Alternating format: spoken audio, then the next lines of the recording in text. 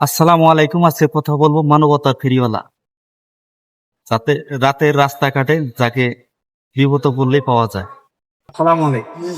আপনি কাজ শহরে ব্যানারটা দিছে সুন্দর একটা দিচ্ছেন রাত 10টা করে 5টা পর্যন্ত বিভিন্ন মেডিকেলের এখানে ভাড়া নেন ভাড়া নেই।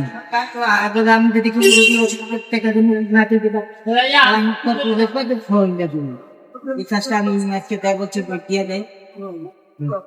আপনার এই মানবতামূলক কাজ তো আসলে কোন জায়গা থেকে সৃষ্টি হয়?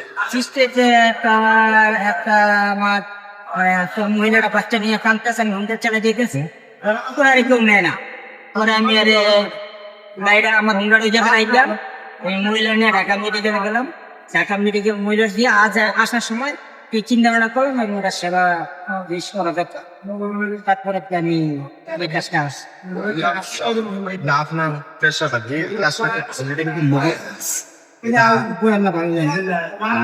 আমার চেষ্টা কিন্তু আমি বলতেছি আল্লাহ আমার লোকের দিন আপনাকে চোখে নির্ভর করে যায় না। আপনি তো লোক বলছে ভালো লাগলো আপনার এই এইভাবে কি আপনার যতদিন বাচ্চা আছে আমি করে নেবো, এবং আমি যদি মারা যাই আমি আমি একদিন দিয়ে যাবো। সেটা করবো। আপনার আয়ের উৎস কি এটাই না? না না, এদের টাকা দিয়ে আমি সকালে সেটা নাস্তা খাই আর টাকাটা রাখি।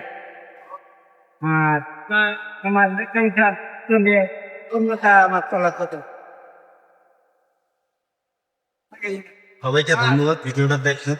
আর দেখলেন তো একজন মহাপুরুষ, তার সাথে আজকে ভিডিও করলাম। ভাইয়ের জন্য দোয়া করবে। আর যদি কোনো এলাকার ভিতরে কোনো অসহায় রুগী থাকে, ভাইয়ের নাম্বারটা দেখবেন, দেখে ফোন দিবেন। আসসালামু আলাইকুম।